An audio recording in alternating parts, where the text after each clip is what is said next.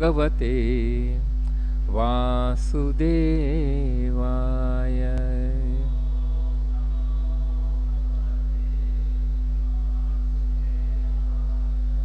Om Namo Bhagavate Vasudevaya.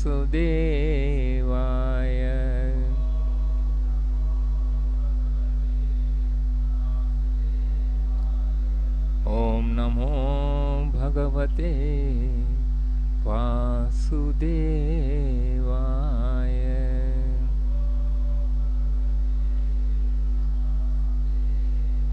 Narayanam namaskrityam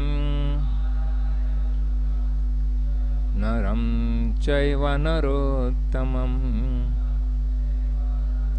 devim saraswatim vyasam tato jayamudhiraye nashtaprayeshu abhadreshu nityam bhagavata sevaya bhagavati uttama shloke bhaktir bhavati naishtiki krishnaya vasudevaya devaki nandanaya cha Nandagopakumaraya Govindaya namo namaha Namaha pankajanabhaya Namaha pankajamaline Namaha pankajanetraya Namaste Pankajangriye. Hare Krishna. Reading from Srimad Bhagavatam, Canto 10, Chapter 64, chapter entitled The Deliverance of King Nirga, verses number 30 to 33. Today we will be covering.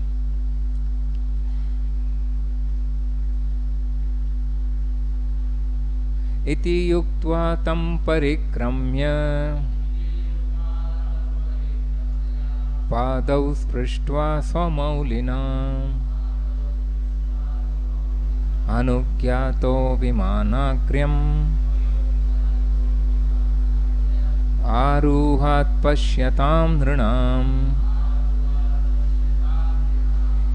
इति युक्त्वा तं परिक्रम्य पादौ स्पृष्ट्वा स्वमौलिना अनुज्ञातौ विमानाग्रम् आरुहत् पश्यतां नृणाम् इति युक्त्वा तं परिक्रम्य पादौ स्पृष्ट्वा स्वमौलिना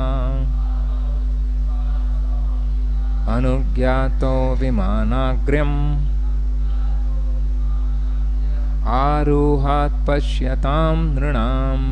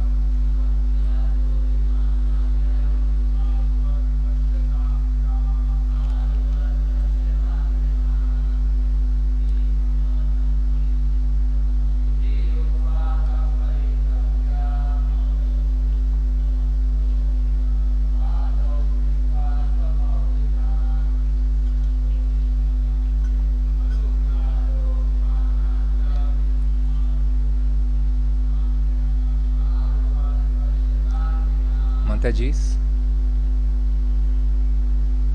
So, go to the word meaning. Iti, thus, uktva, having spoken, tam, him, parikramya, circumambulating, padau, his feet, sprishtva, touching, swa, with his maulina, crown, anugyatah, given leave, vimana, a celestial airplane, agryam, excellent, aruhat, he boarded, pashyatam, as they watched, nranam, humans. Translation by disciples of His Divine Grace A.C. Bhaktivedanta Swami Prabhupada. Having spoken thus, Maharaj Nriga circumambulated Lord Krishna and touched his crown to the Lord's feet. Granted permission to depart, King Nriga then boarded a wonderful celestial airplane as all the people present looked on. Since there is no purport, and we will be covering up to verse number 33, so I will quickly read the verses and their translations.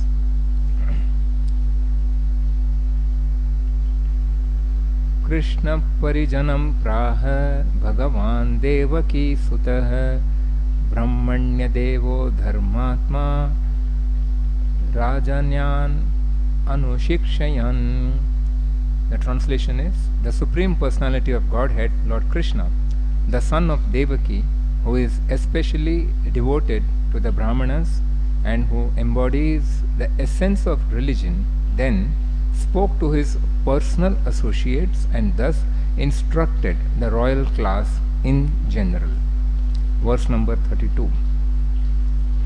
Durjaram bata brahmaswam bhuktam agner managapi tejiyaso pi kimutta ragyam ishwaramaninam. How indigestible is the property of a Brahmana, even when enjoyed just slightly and by one more potent than fire. What then to speak of kings who try to enjoy it, presuming themselves Lord? There is a purport here. Even those made powerful by austerity, mystic yoga, and so on, cannot enjoy property stolen from a Brahmana, and what to speak of others. Now the last verse, 33. Naham halahalam manye visham yasya pratikriya brahmaswam hi visham proktam nasya pratividhi bhuvi. Translation: I do not consider halahal to be real poison because it has an antidote. But a Brahmana's property, when stolen, can truly be called poison, for it has no antidote in this world. Purport: one who takes a Brahmana's property thinking to enjoy it has actually taken the most deadly poison. Om Ajnanatimirandhasya Jnananjana Shalakaya Chakshurun Militam Yena Tasmai Shri Gurave Namaha. Shri Chaitanya Manobhishtam Sthapitam Yena Bhutale Swayam Rupa Kadamahyam Dadati Swapadantikam Vandeham Shri Guru Shri Yuta Padakamalam Shri Gurun Vaishnavamscha Shri Rupam Sagrajatam Sahagana Raghunathanvitan Tam Sajivam Sadvaitam Savadutam Parijana Sahitam Krishna Chaitanya Devam Shri Radha Krishna Padan Sahagana Lalitam Shri Vishakhan Sham. He Krishna Karuna Sindho Dina Bandho Jagatpate Gopesha Gopika Kanta Radha Kanta Namostute Dakanchana Gaurangi Radhe Vrindavaneshwari Vrishabhanu Sute Devi Pranamami Haripriye Vancha Kalpatarubhyascha Kripa Sindhubhya Evacha Patitanam Pavanebhyo Vaishnavebhyo Namo Namaha. Jai Shri Krishna Chaitanya Prabhu Nityananda Shri Advaita Gadadhar Shrivasadi Gaura Bhakta Vrinda. Hare Krishna Krishna Krishna Hare Hare Hare Rama Rama Rama Hare Hare. Hare Krishna. I seek the blessings of all the Vaishnavas. To speak on a lofty topic like Srimad Bhagavatam, it's really not a question of qualification, it's a question of mercy. So I sincerely seek the blessings of all the Vaishnavas, that I may be able to speak a few words that can make some meaning and thus serve Guru and his devotees and all the Vaishnavas. Thank you. So today we are covering verses 30 through 31, 32 and up to 33. So quickly, because these words, we spoke them disjointedly, so I would like to, in continuation, read only the translation of these 4 verses, so we get a gist of what we are speaking about today, what we are trying to learn. Having spoken thus, Maharaj Nriga circumambulated Lord Krishna and touched his crown to the Lord's feet. Granted permission to depart, King Nriga then boarded a wonderful celestial airplane as all the people present looked on. The Supreme Personality of Godhead, Lord Krishna, the son of Devaki, who is especially devoted to the Brahmanas and who embodies the essence of religion, then spoke to his personal associates and thus instructed the royal class in general. Lord Krishna said, "How indigestible is the property of a Brahmana even when enjoyed just slightly and by one more potent than fire. What then to speak of kings who try to enjoy it, presuming themselves Lord? I do not consider halal to be real poison because it has an antidote, but a Brahmana's property, when stolen, can truly be called poison, for it has no antidote in this world." Hare Krishna.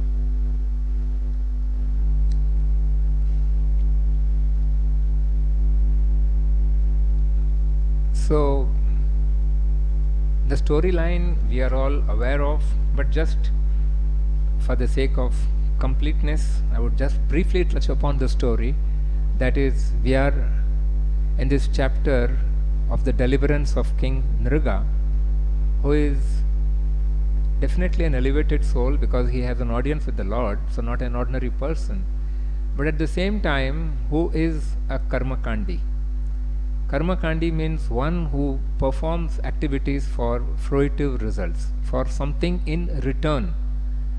And he is well known for his charity, donating cows, gold, silver, houses, women, maidservants, so on and so forth, silks, riches, so many things.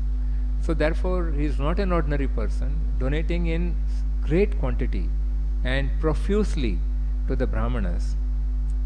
Such a person, what happens is, when he is donating, one cow slips from the herd that he has already donated and gets back into the fold, and it is redonated to another Brahmana. There ensues a conflict. The two Brahmanas fight, both claiming that it is mine, it has been given to me by the king, and the king is in a dilemma because technically you cannot take back what you have already given. So that is exactly what has happened, though inadvertently, not intentionally, but yet it constitutes aparad or an offense on the part of the king, and the Brahmanas in their right are displeased and they leave the place unsatisfied. The consequence is, when the time of death comes, the Yamadutas come and take charge of King Nriga for the offense he has committed against the Brahmanas, which is, as has been explained here, not an ordinary offense. It is an offense of great magnitude, and therefore, though he has done such wonderful acts of charity, instead of taking an airplane to the heavenly abode, he has to accompany the Yamadutas to the hellish planets, where his case had to be decided. Given a choice by Yamraj, because considering his pious activities, he got the opportunity to first visit hell and then go to the heavenly planets to enjoy for a long time the results of his fruitive activities. Though he had committed a severe offense, and for that he had to be going to the hell, and therefore he says, okay, I would like to first suffer in a hellish condition, and upon that Yamraj says, then you can fall, and he falls into this earthly planet and is born as a lizard. So therefore the life of a lizard is a hellish one, so he has to suffer the life of a lizard. But because of his pious deeds, he remembers his past activities, and also there's one point to his credit, and that was he had a desire to see the Lord in person. That was also there in him.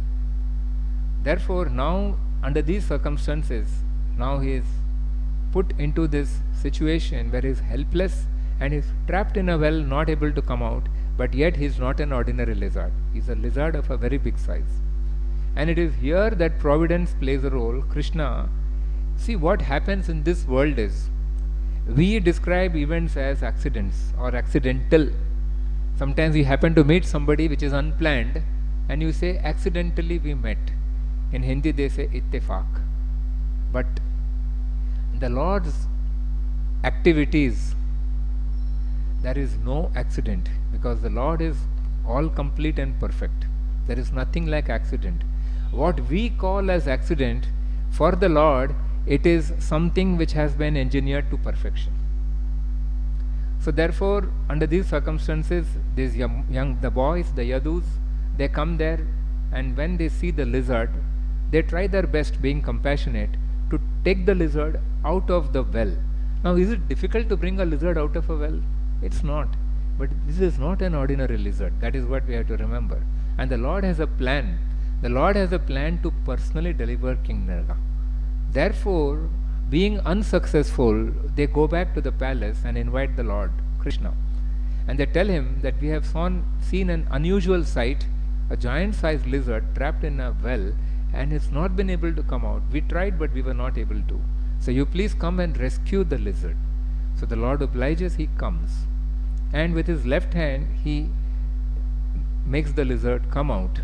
So therefore, it is described that the Lord therefore actually has delivered Nriga, because by his touch, the lizard turns into a celestial form. He acquires his form of a demigod, and then he sings praises of the Lord, because he is always remembering his past life. He has not forgotten it, even in the body of a lizard. And now that great opportunity has come to him when he is face to face with the Supreme Lord. We have to remember that this opportunity can come to each one of us.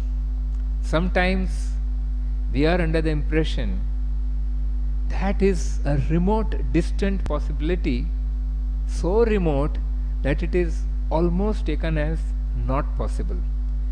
But we have to develop that consciousness by which we should remember what to ask the Lord when you come face to face with the Lord, because only that consciousness in which you are living will prompt you to make requests which may prove to be beneficial to you.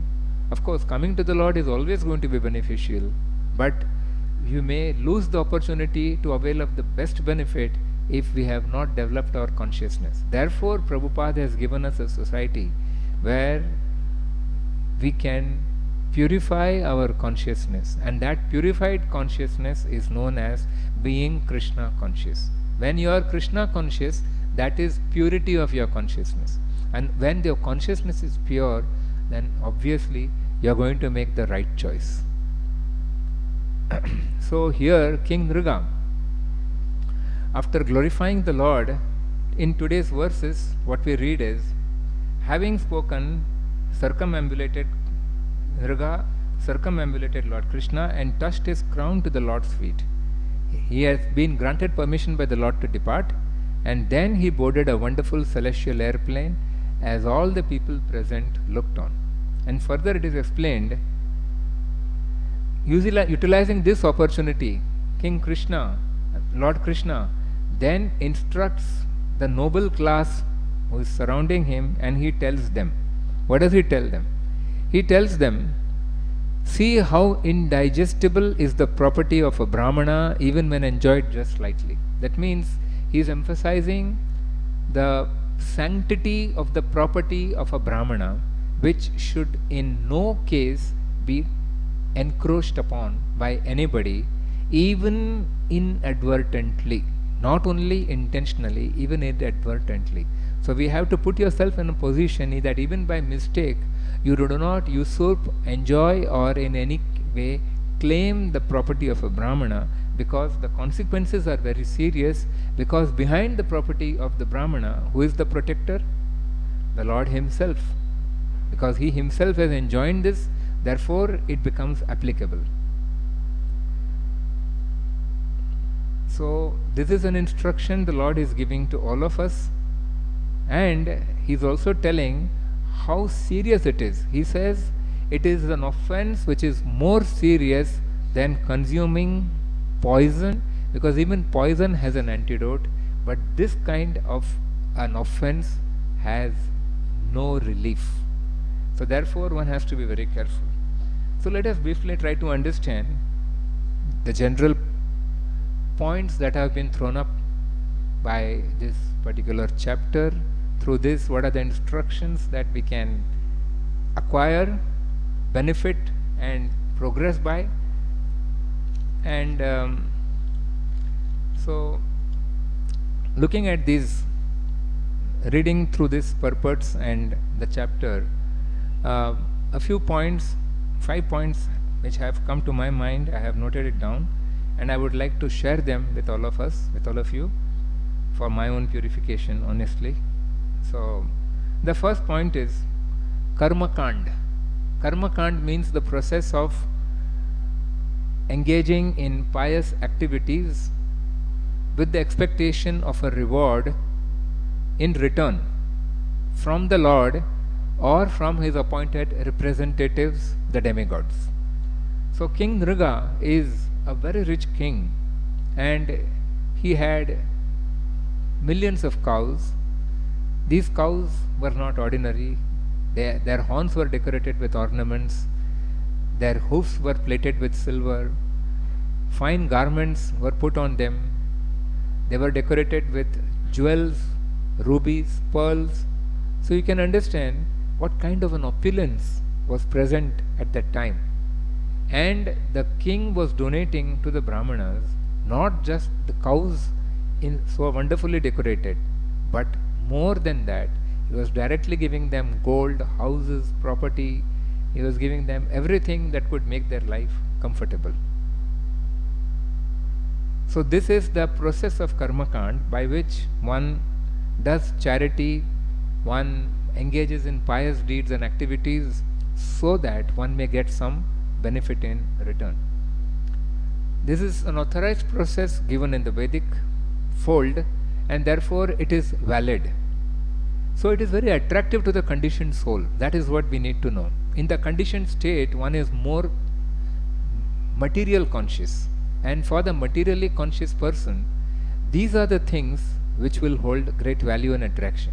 So people think that being successful means earning a great amount of wealth and living in great comfort and great pomp, so that people can see how wonderfully one is commanding so much wealth and having so much influence over other people.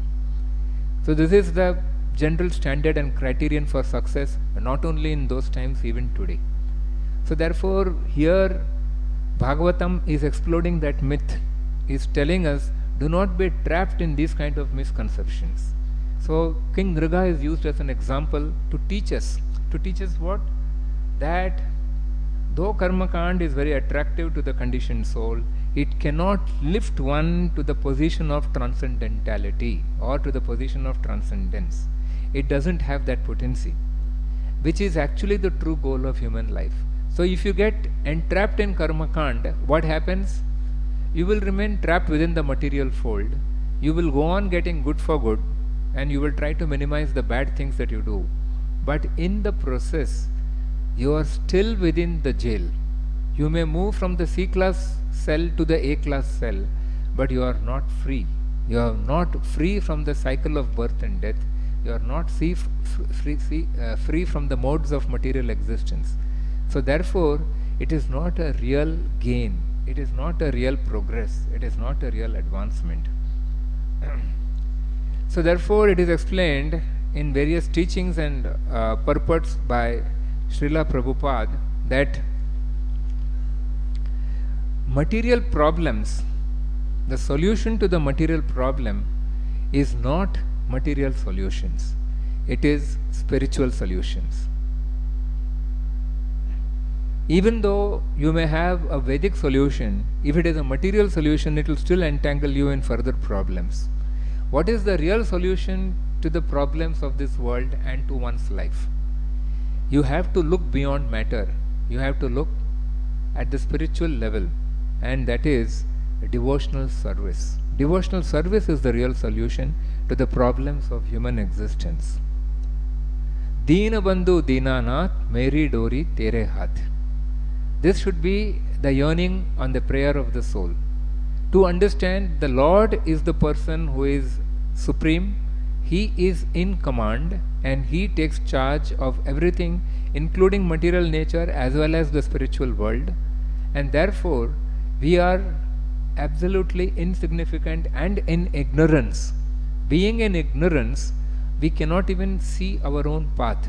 It is better to entrust the reins of our life to the loving and caring hands of the Supreme Lord, and this is exactly what Arjuna did.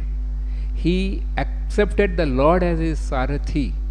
So that aspect applies to each. Arjun represents each one of us, the living entity who is struggling in this material world. And therefore, if the Lord is allowed to ride the chariot of your life, if He is allowed to choose the direction, the speed and the destination, then one's life can actually go to the spiritual and the real destination that will be the real goal of life. The human being, the living entity, not just the human being, is a fragmented part and parcel of the Supreme Lord. Mamaivamsho jivaloke jivabhuta sanatana manashasthani indriyani sthane prakriti karshati. In the Bhagavad Gita, the Lord explains, every living entity is my part and parcel. And what is the duty of the part and parcel, the fragmental living entity? The duty is to serve the whole. When the part meets the whole, it reaches the goal. This is what we have to understand. So if we are distracted from that path, then what are we doing?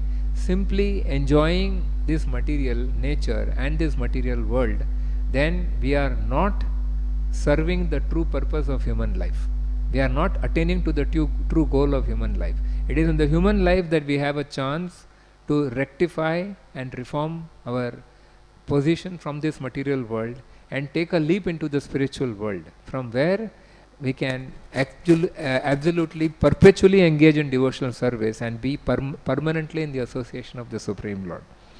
So this is one aspect that we get to learn from this story of Lord Nriga.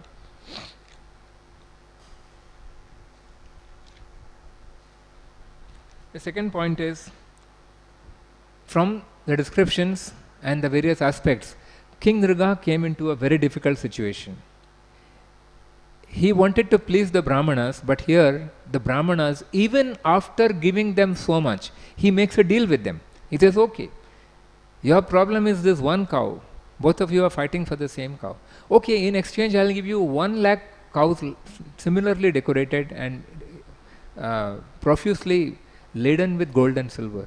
But they refuse, citing dharma, citing the rules of charity. They say no.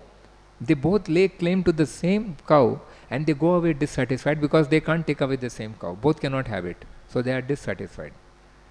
So therefore, the attempt on the part of King Nriga in his process of fulfilling his duties as a Karmakandi are therefore watered down.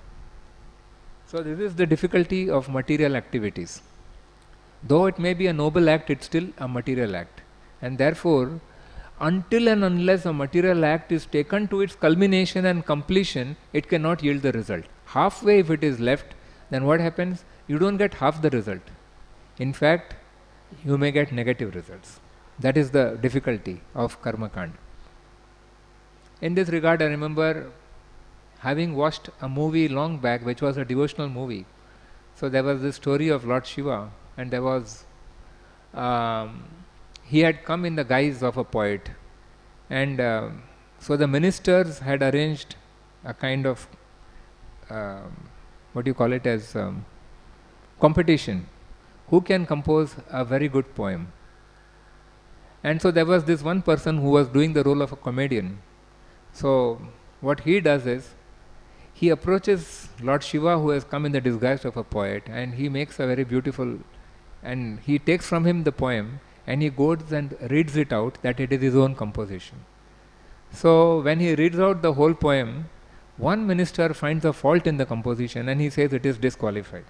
So this comedian begins to say, okay, doesn't matter. You are supposed to give me 1,000 gold coins. So if it is disqualified, I give you a discount of 10%. You give me 900 gold coins. The minister says, no, that doesn't work. Either you get or you don't get.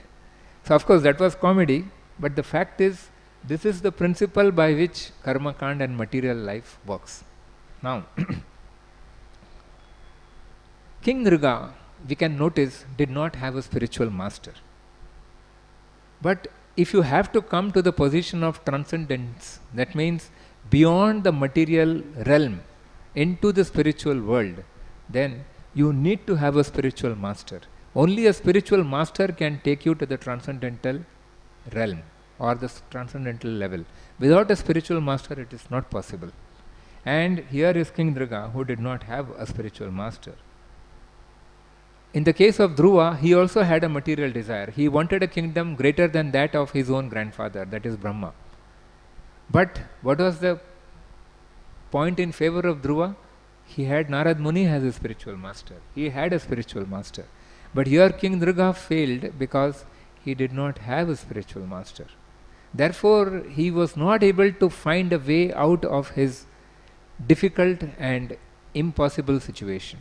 And he remained trapped within that, and therefore he had to see the Yamadutas at the end of his life. So spiritual master is like a transparent medium. Spiritual master is like the lens that you wear to correct your vision, but this lens is transparent. But what is the advantage of this lens? Those objects which you are not able to see clearly with your eyes, the lens helps to bring it into sharp focus. The lens does not obstruct your vision. The spiritual master does not say, worship me, I am God. The spiritual master says, worship Krishna, he is God. But the advantage that the spiritual master bestows upon the disciple is, he brings the Lord into the sharp focus of the disciple. He enables him to know and see and interact with the Lord in such a way, in a mood of submission, so as to gain the mercy of the Lord. That is the advantage of having the spiritual master. And therefore it is the arrangement of the Lord himself. And therefore in every incarnation when the Lord comes, as Lord Ram he had Vasishta, as Krishna he had Sandipani, and as Chaitanya Mahaprabhu he had Ishwarapuri. So under all circumstances, the Lord also, when he comes to show an example, he also accepts a spiritual master. The third point is, it is good to give charity, but you must also choose the right person to whom to give the charity. Here, King Nriga, himself a Karmakandi, is giving charity to Brahmanas. I believe in his lecture, His Grace Radha Gopinath Prabhu had brought up this point, that these Brahmanas, though they were elevated souls, but yet they had not come to the level of a Vaishnava, that is, one who worships the Supreme Lord. The supreme quality of a Vaishnava is he is very compassionate. He understands the difficulty of others and he is sympathetic to others. But here these Brahmanas were stickler to the rules. They were sticking to the rules. So there are two ways of following rules, either to the letter or in the spirit. So the Vaishnava philosophy teaches you to accept things in the proper spirit. That is the advantage that we have in ISKCON. Here, as Govind Prabhu often explains in his lectures, that the Vedic philosophy is very flexible. It is not that you must do this, you must not do that, and there is a rigid line differentiating the two. No, it is apply it as the case arises. As the need arises, you have to apply it in the best interest of the situation. So, here we have to understand, like charity can be given in three modes: in the mode of goodness, in the mode of passion, in the mode of ignorance. Again, His Grace Radha Gopinath Prabhu always gives this illustration of charity in the mode of ignorance. He saw a man coming out of a bar at night, and there was another man on the road who was a beggar, and this man, because he was fully drunk and he was completely in illusion, so he pulled out a liquor bottle from his pocket and gave it as charity to the beggar and told him, "Tu bhi kya yaad karega." So he has given charity, but what kind of charity? Charity in the mode of ignorance, which is not going to elevate the person who is taking the charity, and it is not the right object to be given as charity, and he has not even given it to the proper object, because the person who is hankering for the baser elements, if you go and encourage him, you also get implicated in the sin that person is going to commit, and not only you help him to go down, you also go down with him. So therefore one has to be judicious in dispensing charity. So here there's an important point with this regard, that is,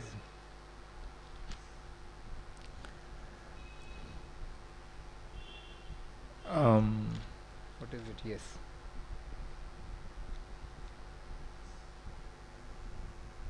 So there are many philanthropists also who give charity in this world, purportedly to uplift people from their miseries. But we are seeing that the world continues to be a place of misery despite the presence of so many philanthropic people. So therefore one has to judiciously choose to whom to give charity. Yes. It is best to water the root of the tree than to wash the leaves of the tree. So when charity is given directly to those connected to the Supreme Lord, the Vaishnavas who are engaged in the devotional service of the Supreme Lord, then that charity reaches its proper goal, because they are engaging it in the service of the Lord, and the consequent result is it brings about all around auspicious and benefit to the entire creation and to the person to whom you have given the charity, and also to yourself, because the repercussion is you have done something which is directly watered the root of the tree. So one has to be therefore properly focused. Vyavasayatmika buddhi eke he kuru nandana bahu shakha hi anantascha buddhayo avyavasayinam. That means if your resolution is many branched, that is, if you are not pinpointed and clear in the direction in which you are heading, then after having done so much of activity, the whole thing can still become a waste. So a proper discretion, a proper understanding, and all this comes by regularly hearing literature like Srimad Bhagavatam, literature like Bhagavad Gita, and there's so many other supporting literatures that go along with it, literature like Chaitanya Charitamrit, and by in the bona fide sampradaya. When you do that, then it opens one's eyes. So one gets proper direction in life. This was once asked to Prabhupada that being a sannyasi, why are you using an aircraft? You should be very austere, you should be properly walking, you should not be doing these kind of activities and flying overseas. So Prabhupada replied that the people of this age, at jet speed they are going to hell. So therefore I am taking jet to bring them back and put them on the redirect the misdirected civilization. This is the activity I am doing, and therefore I am using the same jets which these people are misusing to redirect them to the spiritual world, back to Godhead. This was Prabhupada's answer. And this actually shows the flexibility and the proper intelligent applicability of the Vedic principles.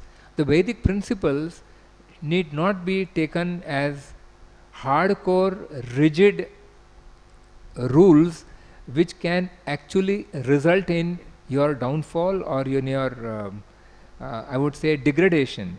Rather, it is meant to upgrade and elevate. So one has to have proper application. And for all these reasons that one needs a spiritual master, as we mentioned the second point. And in connection with the second point, there is a nice quote which has been given by Chaitanya Mahaprabhu himself. He says, Kiba Vipra Kiba Nyasi Kene Shudranai Jai Krishna Tattvavetta Sei Guru Hoy. That even if you are a sannyasi, even if you are a learned Brahmana, you are not fit to be a guru until and unless you know the science of Krishna. Lord Krishna as the Supreme Personality of Godhead, and the process of connecting to Him, which is known as devotional service, serving Him with love and devotion, that is devotional service. Unless one knows this as a science, one cannot be a guru, and therefore connection to a guru becomes very essential. And there is also another quote from the Padma Puran with respect to which explains the position of a Karmakandi Brahmana as opposed to that of a guru. So it says that Shadguna Nipuno Vipra Yantra Tantra Visharada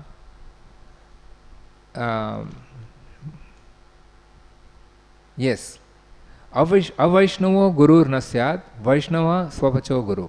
Even if a Brahmana is very learned in Vedic scriptures and knows the 6 occupational duties of a Brahmana, he cannot become a guru unless he is a devotee of the Supreme Personality of Godhead. Even a dog eater, that is person born in a family of dog eaters, who is a pure devotee, can be a guru. So this point has been nicely brought out in this particular story, that one must have a guru and one must aim for beyond the material world, the position of transcendence, and one has to be judicious in how one chooses to give charity. So it is better to give charity to the Vaishnavas. This principle has been nicely brought out by Sri Rupa and Sanatan Goswami. They distributed their abundant wealth. 50% of the wealth they gave to the Vaishnavas, and then they gave it to other sections of the society, the family members, and something they kept for themselves. So they have given us a guideline, and therefore when one does this, then what happens is the society prospers as a whole, and there is wonderful auspiciousness that is brought around, and it helps not only ourselves but everybody. So these 3 points. Then the fourth point that comes out as a corollary to all these things, as we just read, is it is only by the process of devotional service, that means the glories of bhakti, because Bhagavatam uses positive as well as negative examples to highlight the same point. Bhagavatam is nothing but it takes over where Bhagavad Gita ends. In Bhagavad Gita, Lord Krishna says, Sarva dharman parityajya mam ekam sharanam raja aham tvam sarva papebhyo mokshayikshami ma shucha. So he says, just surrender unto me and serve me, and that means engage in my devotional service. This is the message. And Bhagavatam takes up from that point and sings the glories of devotion to the Supreme Lord, sings the glories of the Supreme Lord, and exemplifies the lives of those devotees who have engaged in such kind of devotion, and shows what kind of benefits are bestowed upon them and how they are able to perfect their life. the Bhagavatam also uses negative examples of what happens to a person who does not take to the process of devotion. Even after spending so much of effort, the danger of fall down is always there. And on the contrary, you indemnify yourself, you protect yourself from downfall just by taking to the process of devotion. So with respect to devotion, in the Bhagavad Gita, there are very good quotations, citations, which tells us that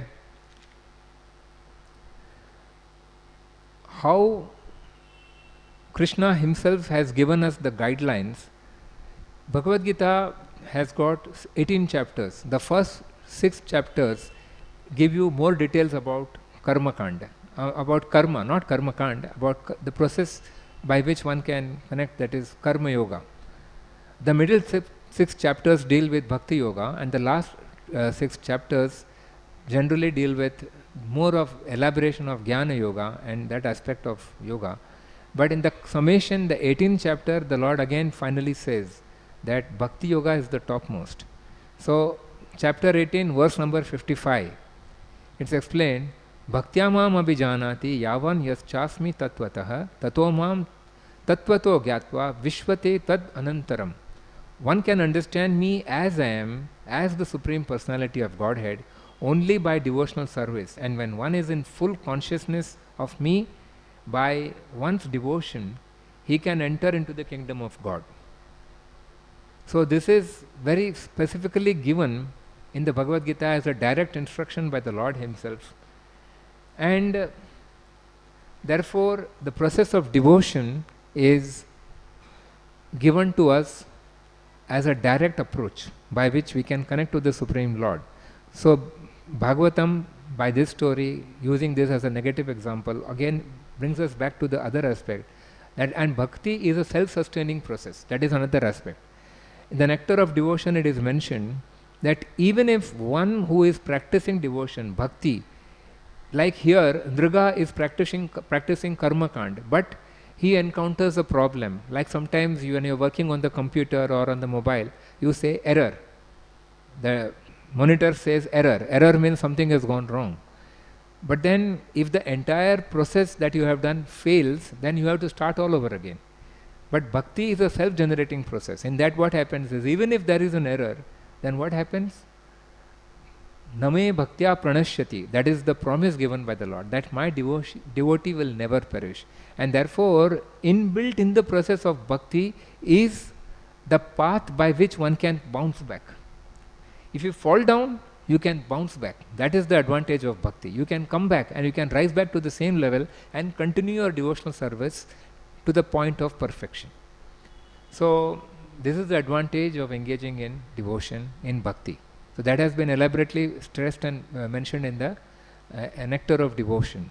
So these are the supporting literatures which further clarify and give us precise information. And the fifth and the concluding point that we can learn from this particular is that where Lord Krishna also tells us, never usurp or steal the property of a Brahmana. It acts like poison, that is halahal. Halahal is poison. But he says even that halahal poison has an antidote. But if you commit the offense of stealing the property of a Brahman or offending a Brahmana, then what happens is you have to suffer very badly. And therefore a warning is given to all the practicing devotees that be very cautious in your dealings with Brahmanas. And also this story also explains to us, it is not enough just to be on the platform of a Brahmana, one has to advance further, and that is rise up to the level of a Vaishnava. That is to come to the point of directly engaging in the service of the Supreme Lord, accepting a spiritual master, and therefore taking to the process of devotion by which one can perfect one's life. Finally, a small story to highlight this point. So the story is from Ramayana, where we have a situation where Lord Ram is holding a darbar and is inviting anybody who has a complaint to come and register their grievances, and they will be redressed. So Lakshmana is announcing and he says that there is nobody, I don't see anybody. Lord Ram says, go and see carefully, there must be somebody who has come for redressal. And when the second time Lakshmana goes with the specific orders, he sees that a dog is sitting there. And when he approaches the dog says, yes, I want to, but I know that Ram is the Supreme Personality. And being in a dog, in the position of a dog, I cannot approach the Lord directly. So you please take a special permission that I can come and meet him, only then I will come. So Lakshman comes and seeks the clarification, and Lord Ram says, go and bring him inside. So the dog comes. So Lord Ram asks, what is your grievance? So the dog says that my grievance is that this Brahmana, whose name is Sarvartha Siddhi, he has bitten me with a stick and my nose is bleeding and I am in a very bad condition. So I want justice. So immediately Lord Ram calls his darbar ministers, and all of them, he says, what justice would you like to give? What punishment would you like to give to that Brahmana? So they throw up various issues. Ultimately, they all say, Lord, you can only decide what is to be done. The dog says, if I am allowed to give a suggestion, then I would make one suggestion. He says, what is the punishment you want to give to this Sarvartha Siddhi? He says, I want you to make him the Mathadish, or the chief of the what is known as the Kalanjara, he says, a monastery. That is where all the Brahmanas are there. So he says, you make him the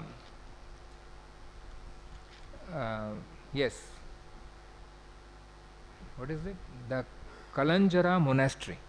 So make him the chief of the Kalanjara monastery. So immediately the minister says, what is this? Making him the chief of the Kalanjara monastery means giving him an elevated position, and the Sarvartha Siddhi becomes very happy. He very gladly accepts that position. He is seated on an elephant and very high position is given to him. So the ministers are asking Lord Ram, what is this? Instead of punishing him, you are actually rewarding him. So what is happening? He says, the dog knows better than you. What Lord Ram is telling the ministers. He says, because the dog said, in my last life, I was the chief of this Kalanjara monastery and I committed offenses to the Brahmana, therefore I became a dog.